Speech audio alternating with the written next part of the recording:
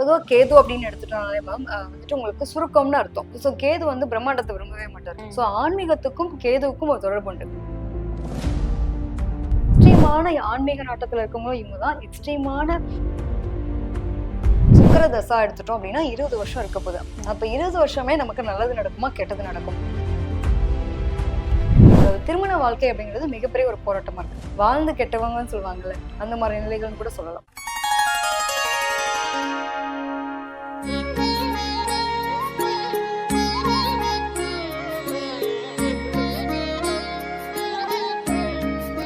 Sri Varahi TV நேயர்களுக்கு வணக்கம். இன்றைய நேர்காணல்ல காதல் ஜோதிடர் ஈஸ்வரி மேம் நம்ம கூட இருக்காங்க. சோ ஆன்மீகம் சார்ந்த நிறைய விஷயங்கள் கேட்டு தெரிஞ்சுக்க போறோம், பேசலாம். வணக்கம் மேம், நல்லா இருக்கீங்களா? வணக்கம் மேம், நல்லா இருக்கேன் மேம். நீங்க எப்படி இருக்கீங்க? நல்லா இருக்கேன் மேம்.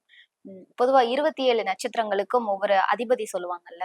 இப்போ எக்ஸாம்பிளுக்கு கேது அப்படின்னா என்ன மாதிரியான நட்சத்திரங்கள் இருக்கும், அதுக்கேத்த மாதிரியான பலன்கள் எப்படி இருக்கும், இந்தந்த தெய்வங்களை வழிபட்டா நல்லா இருக்குமா அப்படின்னு ஏதாவது இருக்கா? பொதுவாக கேது அப்படின்னு எடுத்துட்டோம்னாலே மேம் வந்துட்டு உங்களுக்கு சுருக்கம்னு அர்த்தம். எப்பயுமே வந்துட்டு ஒரு விரக்தி நிலையில இருக்கக்கூடிய விஷயங்கள் இதெல்லாம் வந்து பொதுவான குணங்கள்னு சொல்லுவோம். ஸோ கேது வந்து பிரம்மாண்டத்தை விரும்பவே மாட்டார். கேது வந்து இருக்கிறத வந்து ரொம்ப அடக்கமா வச்சுட்டு இருக்கிற வாழ்க்கையை வாழ்ந்துட்டு போவோம். என்னங்க வாழ்க்கை அப்படின்னு எல்லாம் புலம்பக்கூடிய நபர்கள் எல்லாம் பாத்தீங்கன்னா பொதுவா இந்த நட்சத்திரக்காரங்களுக்கு எல்லாமே ஒரு விரக்தி இருக்கும். ஆன்மீக நாட்டத்துல அதிகமான ஈடுபாடு, கடவுளுடைய ஈடுபாடு அப்படிங்கிறது ஏதோ ஒரு வகையில அந்த குடும்பத்துக்கும் அவங்களுக்கும் கனெக்டட் இருக்கும். அவங்க இல்லாம இந்த நட்சத்திரத்தை பிறக்கவே முடியாதுன்னு வச்சுக்கலாம். சோ இந்த இப்ப எடுத்துக்கிறோம்னு வச்சுக்கோங்களேன், மூல நட்சத்திரம் எடுத்துக்கிறோம். மூல நட்சத்திரம் கல்யாணம் பண்ணினா ஆகாது இதெல்லாம் சொல்றாங்கல்ல. சோ மூலம் நட்சத்திரம் யாரோட நட்சத்திரம் அப்படின்னு பார்த்தோம்னாக்கா ஆஞ்சநேயருக்கு வரக்கூடிய நட்சத்திரம். சோ அதனாலதான் வந்து திருமணம் அவர் வந்து பிரம்மச்சாரி. சோ திருமணம் ஆகாம இருந்துட்டாங்க அப்படின்ற மாதிரி. அதாவது கடவுள் மீதான ராமர் மீதான கொண்ட ஒரு பற்றின் காரணமாக தான் அவர் திருமணம் அப்படின்ற ஒரு விஷயத்துக்குள்ள போகல. சோ அந்த ஆச்சாரியத்தை ரொம்ப கடைபிடிக்கக்கூடிய நபர்கள்னு சொல்லலாம். சோ ஆன்மீகத்துக்கும் கேதுவுக்கும் ஒரு தொடர்பு உண்டு. அதுதான் இவங்களை பொறுத்த வரைக்கும் என்னன்னா யதார்த்த வாழ்க்கைன்றது எளிதா வாழக்கூடிய தன்மைகள். அதாவது என்ன சொல்றதுன்னா ஒரு குடிசையில போய் இருக்க சொன்னாலும் இவங்க இருப்பாங்க. பெரிய மாளிகை வீடுனாலும் அதுக்கும் பழகிக்குவாங்க. ஆனா பெருசா வந்துட்டு எளிமையை ரொம்ப விரும்பக்கூடிய நபர்கள்னு சொல்லலாம்.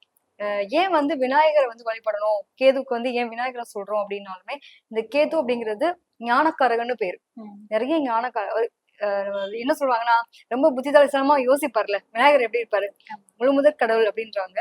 சோ இவர் என்ன பண்றாரு அப்படின்னா அந்த மாம்பழத்துக்காக கூட போய் ஊரெல்லாம் சுத்திட்டு வந்து அவர் வாங்கினாருன்னா நான் அம்மா அப்பா தான் எனக்கு உலகம்ன்ற மாதிரி எவ்வளவு ஒரு விஷயத்த வந்து ஷார்ட்டா கிட்டத்தட்ட ஒரு சோம்பேறித்தனம்னு வச்சுக்கலாம், என்ன சொன்னீங்களா. ஆனா அது வந்துட்டு ஒரு எனக்கு அம்மா அப்பாவுக்கு மேல வேற விஷயம் கிடையாது, அவங்கதான் எனக்கு எல்லாமே அப்படிங்கிறது மாதிரி.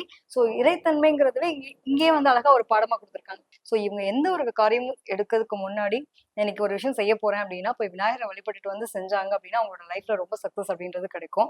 அதே மாதிரி சதுர்த்தி நாள்னு சொல்லுவோம் இல்லையா. இப்ப நமக்கு எல்லாமே தெரியாது என்னன்னா விநாயகர் சதுர்த்தி மட்டும் தான் தெரியும். சோ மத்த மாசத்துல வரக்கூடிய சதுர்த்தி நாள்கள்லாம் உண்டு.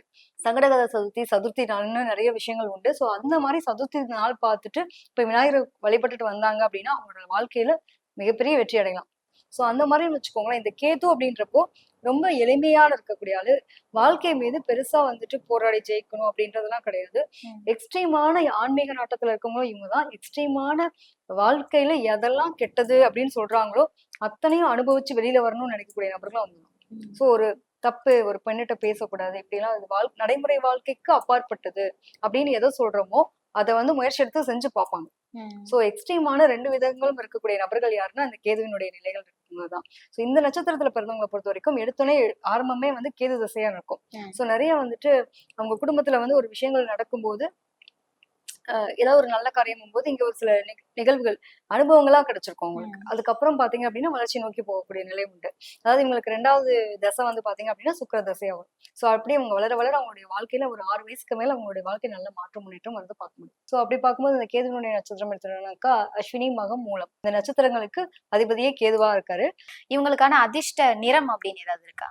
நிச்சயமா மேம். அதிர்ஷ்ட நிறம் எடுத்துட்டோம்னாக்கா இவங்களுக்கு சிவப்பு அப்படிங்கிறது அதிர்ஷ்ட நிறமா இருக்கும். சோ இவங்க ஏதாவது ஒரு காரியம் ஆரம்பிக்கும் போது இவங்க அந்த கலர் யூஸ் பண்ணிட்டு ஆரம்பிச்சாங்கன்னா சூப்பரா இருக்கும். இவங்களுக்கான அதிர்ஷ்ட கல், இந்த கல் அணிஞ்சு அதிர்ஷ்டமா இருக்கும் அப்படின்னு ஏதாவது இருக்கா? நிச்சயமா மேம். இவங்களை பொறுத்த வரைக்கும் வைடூரியத்தை வந்து அதிர்ஷ்ட கல்லா அவங்க யூஸ் பண்ணிட்டாங்கன்னா ரொம்ப சூப்பரா இருக்கும். அவங்களோட வாழ்க்கையில ஒரு மாற்றம் வரணும், ஒரு முன்னேற்றத்தை நோக்கி நான் நகரணும் அப்படின்னு நினைச்சாங்கன்னா வைடூரியம் யூஸ் பண்ணணும். இவங்களுக்கு அதிர்ஷ்ட எண் அப்படின்னா என்ன இருக்கும்? நிச்சயமா மேம். இவங்களை பொறுத்த வரைக்கும் 5, 7, 9 அப்படிங்கிறது இவங்களுக்கு அதிர்ஷ்டத்தை தரக்கூடிய எண்ணா இருக்கும்.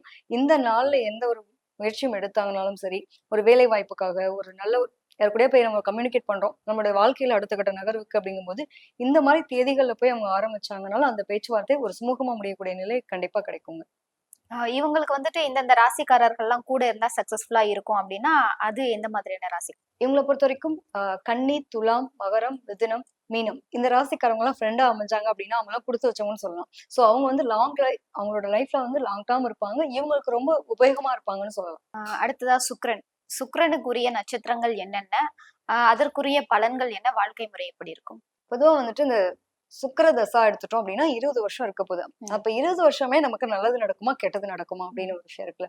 சோ சுக்கிரன் அப்படின்னாலே அதிர்ஷ்டம், பணம், எல்லா விஷயமும், செல்வாக்கு எல்லாத்தையும் குறிக்கிறது எது அப்படின்னா உங்களுக்கு வந்து அது சுக்கிரன் தான். சோ இந்த 20 வருஷம் ஆண்டு காலத்துல உங்களுக்கு நல்லது கெட்டது அப்படிங்கிறது ரெண்டுமே கலந்து நடக்கும்.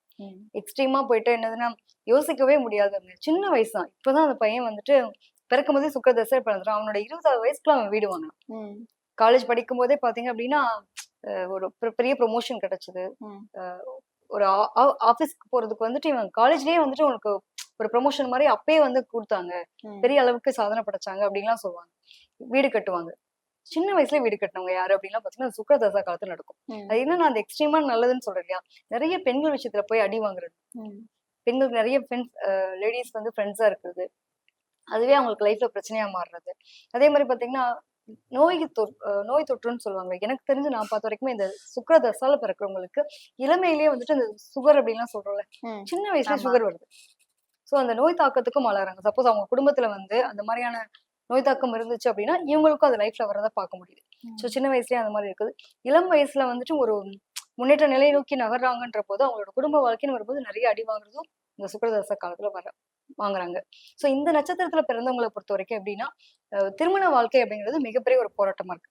நிறைய பேர் லவ் மேரேஜ்குள்ள போறவங்க எல்லாம் பாத்தீங்கன்னா அந்த சுக்கிரதசால பிறந்தவங்க கண்டிப்பா ஒரு லவ் மேரேஜ்குள்ள போறதை பார்க்க முடியுது.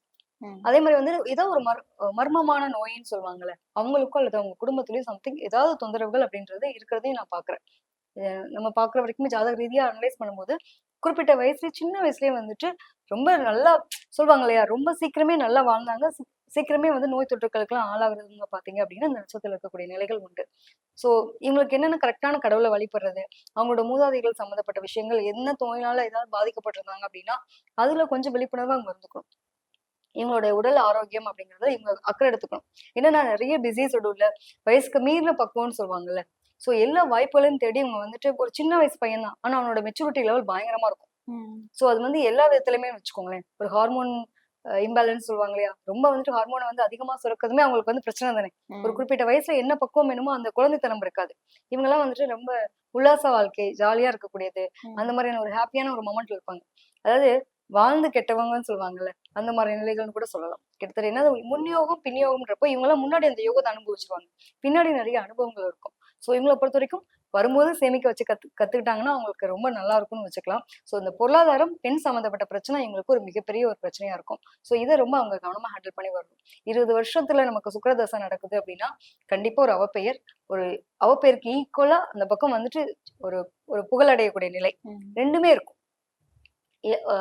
இளமையான ஆட்களா இருப்பாங்க. ஆனா முதுமையான ஒரு பக்குவங்கள் இருக்கும். கையாள தெரியக்கூடிய நிலைகள். சோ எப்பவுமே வந்து பாத்தீங்கன்னா ஒரு 20 வயசு பையன் இருக்கான்றப்போ அவனோட நிலைகள் 20 வயசுக்கான மெச்சூரிட்டி இருக்கணும். ஒரு 35 வயசு பையன் 40 வயசு திங்க் பண்றது இந்த பையன் திங்க் பண்ணா என்ன ஓவர் ஸ்ட்ரெஸ் ஆகும். சோ உடல் ரீதியான விஷயங்களையும் ஆரோக்கியத்திலையும் குறைபாடுகள் அப்படின்றது வர்றதுக்கான குடுப்பனைகள் இருக்கும். சோ அதெல்லாம் கவனமா ஹேண்டில் பண்ணிக்கணும். நிச்சயமா மேம். இவங்க வழிபட வேண்டிய தெய்வம் வந்து மகாலட்சுமி. நிச்சயமா மகாலட்சுமி வழிபாடு ரொம்ப சிறப்பு.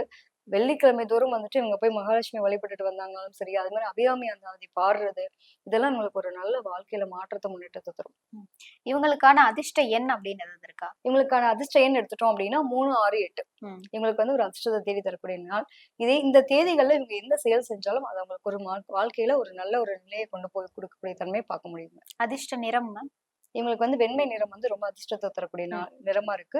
சோ அவங்களுடைய மனசும் ரொம்ப வெள்ளையா இருக்குன்னு வச்சுக்கலாம். கிட்டத்தட்ட அதாவது ஏதாவது அவங்க ஆடை ஆபரணங்களா இருக்கட்டும், இவங்க அணியக்கூடிய நாள் அன்னைக்கு நாள் ஒரு வெள்ளை கலர் யூஸ் பண்ணாங்கன்னா அவங்களோட லைஃப்ல வந்துட்டு நல்ல சேஞ்ச் இருக்கும். யாரையாவது போய் பேச போறாங்க அப்படின்னா அந்த வாழ்க்கையில அவங்களுக்கு அது சக்சஸா மாறும். இவங்களுக்கான அதிர்ஷ்ட கல் அப்படின்னா என்ன? இவங்களுக்கு வந்து பாத்தீங்க அப்படின்னா வைரம் ரொம்ப வந்து அதிர்ஷ்டத்தை தரக்கூடிய கல்லா இருக்கு. சோ வைரம் ஆட் பண்ணாங்க அப்படின்னா நிறைய பேருக்கு பாத்தீங்கன்னா திருமண தடை, திருமண விஷயத்துல பிரச்சனைகள் இருக்கும். அதே மாதிரி தொழில் ரீதியான ஒரு அங்கீகாரம், என்னதான் சம்பாதிச்சாலும் பொருளாதாரத்துல ஒரு உயர்வு நிலைக்கு போகணும் அப்படிங்கும்போது இவங்களுக்கு அதிர்ஷ்டத்தை தரக்கூடிய கல் வந்து வைரக்கல். சோ வைரக்கல் வேர் பண்ணாங்க அப்படின்னா நல்ல ஒரு நிலை கிடைக்கும். இந்த மாதிரி ராசிக்காரர்கள்லாம் இவங்க கூட இருந்தா நல்லா இருக்கும் அப்படின்னா என்ன மாதிரி ராசிகள்? மிதுனம், தனுசு, மகரம், கும்பம் இந்த ராசிக்காரங்களும் இவங்க ஃப்ரெண்டா வச்சுட்டாங்கனாலும் சரி, இவங்களை சுத்தி இருக்க இந்த நபர்கள் கண்டிப்பா இருப்பாங்க. ஆனா அவங்களுக்கு வந்து லாங் லவ் ரிலேஷன்ஷிப் நல்லபடியா இருக்கும். ஒருத்தவங்களுக்கு ஒரு சில பேர் ராசிக்குள்ள நம்ம பழகணும்னா ஷார்ட்டா கட் ஆயிரும் இல்லையா? இந்த ராசிக்காரங்களோட உங்க ஃப்ரெண்டா இருந்தாங்க அப்படின்னா அவங்களுக்கு வந்து ஒரு நல்ல உறவு மேம்படும். அதே மாதிரி அவங்க மூலமா இவங்களுக்கு ஆதாயமும் கிடைக்கும்னு சொல்லலாம்.